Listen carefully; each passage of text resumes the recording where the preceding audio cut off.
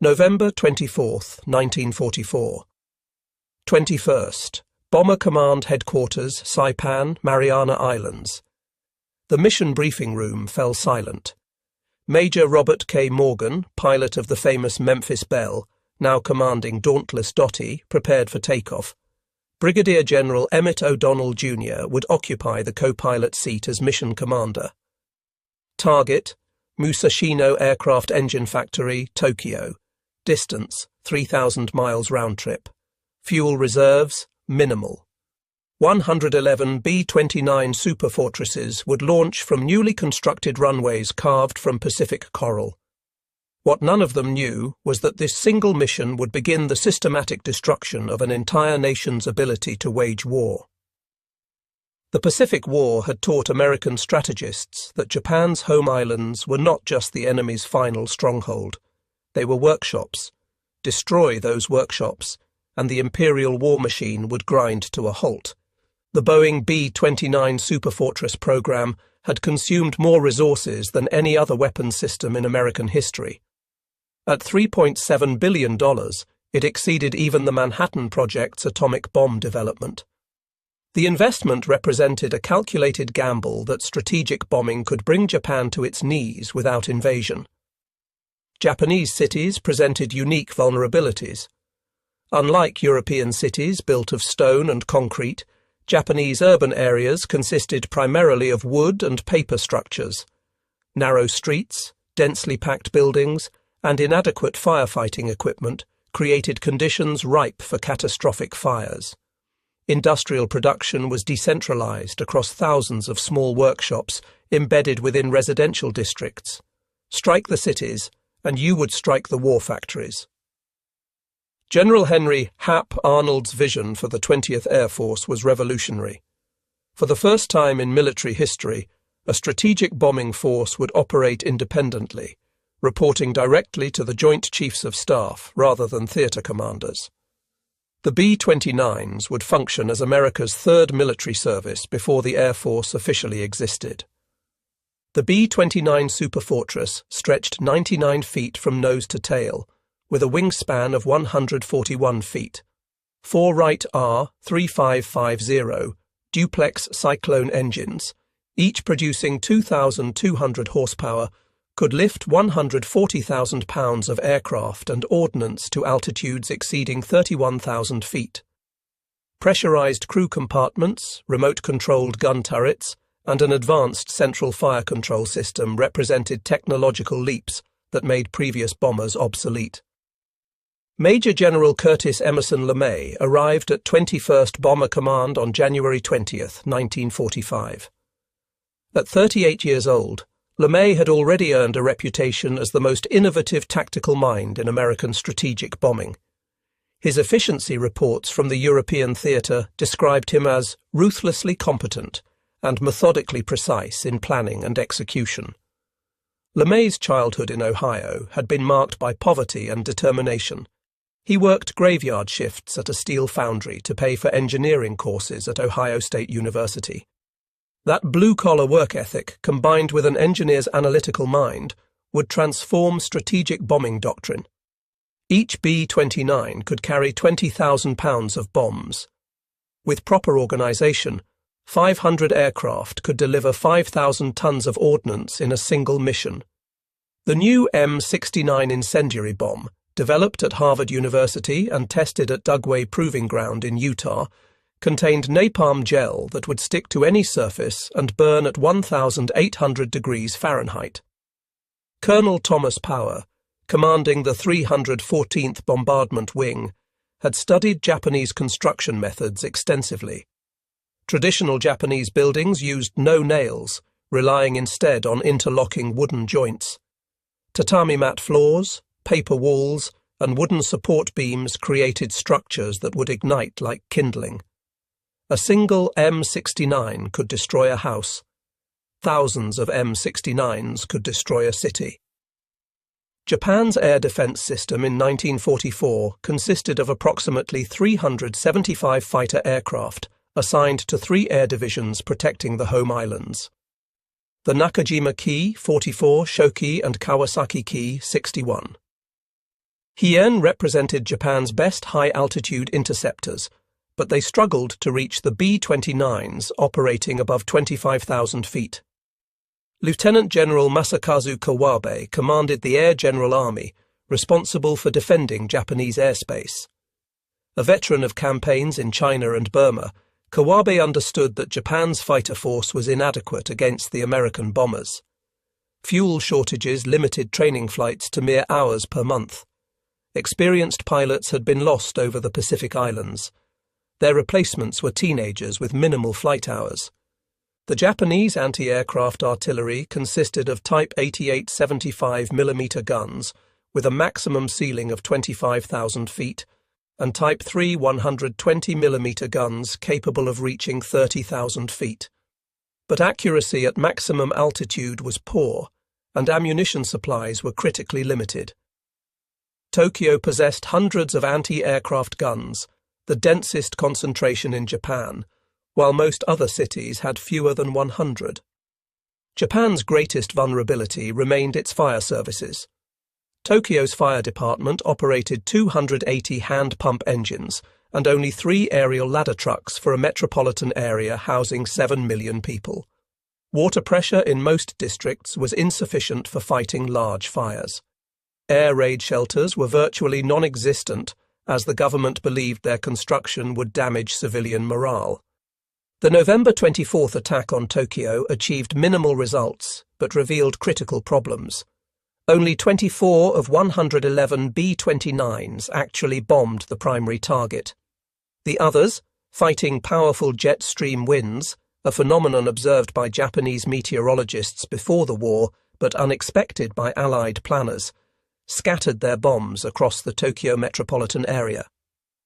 These high-altitude winds, reaching 200 miles per hour, pushed bombers off course and made accurate bombing nearly impossible. 17 aircraft had to ditch or make emergency landings due to fuel exhaustion. Brigadier General Haywood Hansell persisted with high-altitude precision bombing through December and January. Results remained disappointing. Cloud cover obscured targets on most days. The newly discovered intensity of the jet stream scattered bomb patterns across miles of empty countryside. Mechanical failures plagued the complex R-3350 engines, with many aircraft aborting missions due to engine fires. By January 1945, the 21st Bomber Command had flown 14 missions against Japan, dropping 1,385 tons of bombs while losing 41 B-29s. At this rate, the entire B-29 force would be depleted before significantly damaging Japanese industry. General Arnold's patience had reached its limit.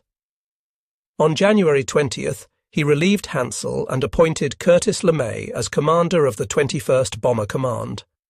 LeMay's orders were simple: produce results or face replacement. Arnold's health was deteriorating. He had suffered his 4th heart attack of the war, and he needed vindication for the massive B-29 investment before Congress questioned the program. LeMay spent 3 weeks analyzing every aspect of B-29 operations. He flew combat missions personally, sitting in the co-pilot seat to observe crew procedures and enemy responses. He studied weather patterns, Japanese industrial reports, and damage assessments from previous raids. His conclusion was revolutionary. Everything about American bombing tactics needed to change. On February 4, 1945, LeMay ordered his first experimental incendiary raid against Kobe. 129 B-29s dropped 159 tons of incendiaries and 13 tons of fragmentation bombs from high altitude. Results were promising but not decisive. Cloud cover had limited accuracy, but where incendiaries found their mark, entire city blocks burned. The February 25th raid on Tokyo proved more successful. 174 B-29s dropped 453.7 tons of incendiaries, destroying approximately 1 square mile of the city. Post-raid reconnaissance showed that fire had succeeded where high explosives had failed. But LeMay knew these results were still insufficient. The breakthrough came from statistical analysis by the Operations Analysis Section. Data revealed that B-29 losses to Japanese fighters and anti-aircraft fire were actually lower at night and at altitudes below 10,000 feet. Japanese night fighters were virtually non-existent. Anti-aircraft guns were designed for high-altitude engagement and could not depress sufficiently to track low-flying aircraft. LeMay made a decision that shocked his staff. The B-29s would abandon their defensive armament except for tail guns. They would fly at night, individually rather than in formation, at altitudes between 5,000 and 9,000 feet. The weight saved by removing guns and ammunition would be replaced with additional incendiary bombs. Each aircraft's bomb load would increase from 5,000 to 12,000 pounds. March 9, 1945, 17:35 local time. The first B-29 lifted off from North Field, Guam. Operation Meetinghouse had begun. 334 Superfortresses from the 73rd, 313th, and 314th Bombardment Wings would converge over Tokyo in the largest raid yet attempted. The target area measured 3 by 4 miles in Tokyo's Shitamachi district, containing an estimated 750,000 residents and thousands of small factories. Pathfinder aircraft from the 314th Wing arrived over Tokyo at 12:08 a.m. on March 10th. Flying at 5,000 feet, they marked the target area with M47 incendiary bombs, creating a flaming X visible from 50 miles away. The main force followed, dropping their bombs at intervals calculated to create overlapping fire zones. The M69 incendiary bombs functioned exactly as designed. Each 500-pound cluster broke apart at 2,000 feet, scattering 38 individual bomblets across a 500-foot area. The bomblets punched through tile roofs and ignited 3 seconds later, spraying napalm gel in 100-foot arcs. Within 30 minutes, hundreds of individual fires had merged into a general conflagration. Surface winds of 45 miles per hour, generated by an approaching cold front, transformed the fires into a firestorm. Temperatures at ground level exceeded 1,800 degrees Fahrenheit. The superheated air created massive updrafts that tossed B-29s like toys, forcing pilots to fight for control. Several aircraft returned with their aluminum skin surfaces warped from the heat. By dawn on March 10th, 15.8 square miles of central Tokyo had been reduced to ashes. Conservative U.S. estimates placed the death toll at 83,793, though Japanese sources suggest the figure may have exceeded 100,000. Over 40,000 were injured and more than 1 million left homeless. It was the deadliest air raid in human history. The success of Operation Meetinghouse transformed American strategy overnight. LeMay immediately planned follow-up raids while his intelligence officers assessed the psychological impact on Japanese leadership. Radio intercepts indicated panic within the Japanese government. Emperor Hirohito personally toured the devastated areas, reportedly weeping at the destruction. On March 11th, 313 B-29s struck Nagoya, destroying 2 square miles of the city. March 13th saw 274 superfortresses attack Osaka, creating a firestorm that consumed 8 square miles. March 16th brought 331 bombers to Kobe, destroying 3 square miles. March 19th concluded the 10-day blitz with another Nagoya raid involving 290 aircraft. In 10 days, Vectijagd Bomber Command had destroyed 32 square miles of Japan's 4 largest cities, killed over 150,000 people, and made millions homeless. But the cost was becoming apparent. Crews were exhausted. Maintenance units worked around the clock to keep aircraft operational. Most critically, the command had exhausted its supply of incendiary bombs. Japanese response evolved rapidly. Fighter pilots developed ramming tactics, deliberately crashing into B-29s in suicide attacks. Anti-aircraft batteries repositioned to engage low-altitude targets. Civil defense units distributed sand and water buckets to residents, though these proved useless against napalm. Japanese propaganda began preparing the population for the decisive battle for the homeland. The Okinawa invasion in April forced a temporary shift in B-29 operations. From April 17th to May 11th, the Superfortresses flew 2,104 sorties against Kyushu airfields to suppress kamikaze attacks on the invasion fleet. These tactical missions frustrated LeMay, who believed continued strategic bombing could force surrender without invasion. May 23, 1945, marked the resumption of strategic firebombing with new intensity. LeMay now commanded 510 operational B-29s, organized into 5 bombardment wings. The 58th Wing had transferred from China-Burma, India, and the 315th Wing had arrived with specialized radar-equipped aircraft for night operations. The May 23rd raid sent 558 B-29s against Tokyo, the largest formation yet assembled. Pathfinders marked multiple aim points across the southern districts untouched by the March raid. The bombers dropped 3,646 tons of incendiaries, creating multiple firestorms that merged into a single conflagration covering 5.3 square miles. May 25th brought the climactic raid. Nearly 500 to 600 B-29s returned to Tokyo, targeting the governmental district around the Imperial Palace. Though the palace itself was off-limits by order of Secretary of War Henry Stimson, the surrounding ministries and military headquarters were legitimate targets.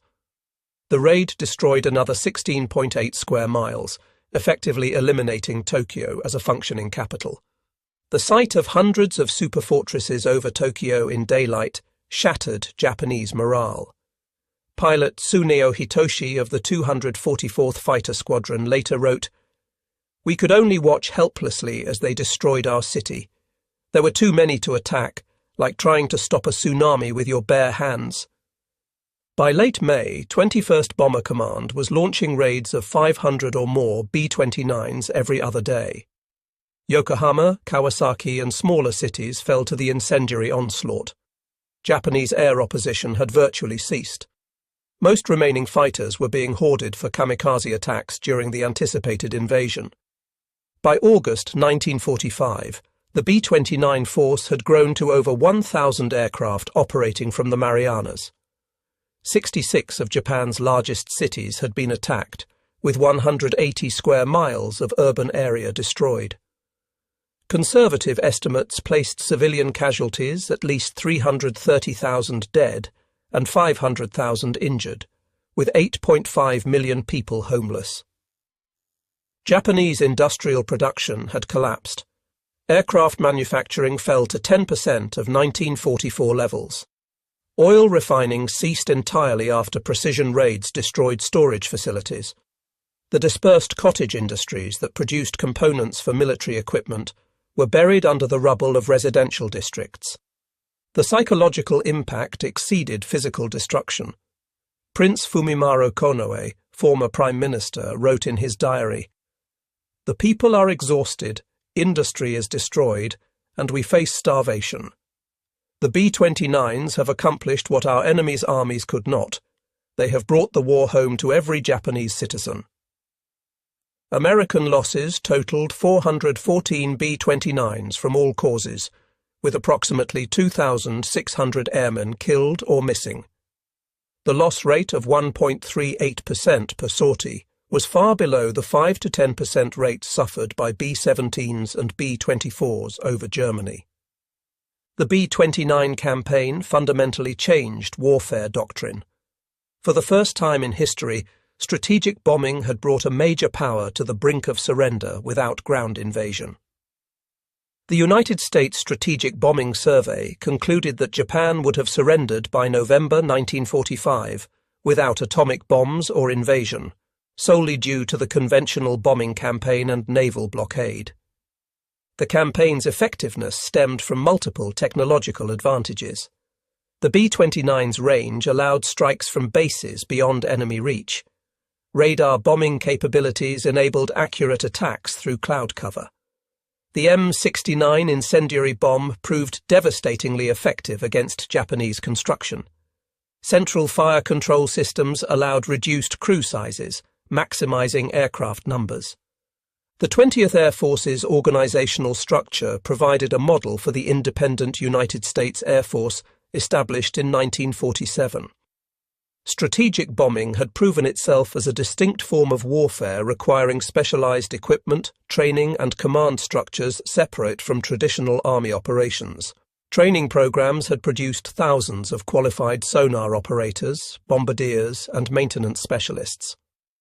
American naval schools were graduating new personnel at rates Japanese facilities could not match, creating cumulative advantages that increased over time. The B-29 campaign against Japan represented the convergence of industrial might, technological innovation, and strategic adaptation.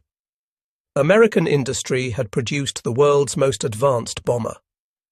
American science had developed incendiary weapons perfectly suited to the target. American strategists had adapted tactics to maximize effectiveness while minimizing losses. The transformation from Hansel's unsuccessful precision bombing to LeMay's devastating area attacks demonstrated the importance of tactical flexibility. Pre-war doctrine had emphasized high-altitude precision strikes against specific industrial targets. Reality forced adaptation to low-altitude area bombing that destroyed entire urban industrial complexes. The moral implications would resonate for decades. LeMay himself acknowledged, "If we'd lost the war, we'd all have been prosecuted as war criminals." The deliberate targeting of civilian areas marked a departure from earlier American bombing policy and established precedents that would influence nuclear strategy throughout the Cold War. The campaign validated Billy Mitchell's interwar theories about air power's decisive potential. Wars could now be won from the air, striking directly at an enemy's industrial base and civilian morale. This reality would reshape international relations and military strategy for generations. On August 6, 1945, a single B-29 named Enola Gay dropped the atomic bomb on Hiroshima. 3 days later, Bockscar delivered the second atomic bomb to Nagasaki. These specially modified silverplate B-29s represented the campaign's ultimate expression, a single aircraft delivering destruction equivalent to hundreds of conventional bombers. Japan surrendered on August 15, 1945. On September 2nd, as Japanese officials signed surrender documents aboard USS Missouri, 462 B-29s flew over Tokyo Bay in a final display of American airpower. The formations stretched for miles, their shadows darkening the waters below. General LeMay received the Distinguished Service Medal for transforming the B-29 force into history's most effective strategic bombing campaign. He would later serve as Chief of Staff of the United States Air Force and architect of Strategic Air Command during the Cold War. The B-29 continued serving through the Korean War, where they again demonstrated strategic bombing's effectiveness. The last operational B-29 was retired in 1960, but the aircraft's legacy endured. Every modern strategic bomber incorporated lessons learned from the Superfortress campaign against Japan. In the ruins of Tokyo, Osaka, and 64 other Japanese cities, concrete monuments mark areas destroyed by B-29 raids. These memorials serve as reminders of the 10 months when silver bombers ruled Japanese skies, systematically destroying a nation's ability to wage war. The strategic bombing campaign against Japan proved that wars could be won through air power, that industrial capacity could overwhelm military resistance, and that technology could provide decisive advantages in modern conflict. The B-29 Superfortress had not just bombed Japan into submission, it had fundamentally changed the nature of warfare itself. Curtis LeMay's transformation of bombing tactics, from ineffective high-altitude precision attacks to devastating low-altitude area raids, had demonstrated that victory required not just superior technology, but the willingness to adapt strategy to reality. By the time Emperor Hirohito announced Japan's surrender, the B-29s of the 20th Air Force had made that surrender inevitable, through the systematic application of strategic air power on a scale the world had never witnessed and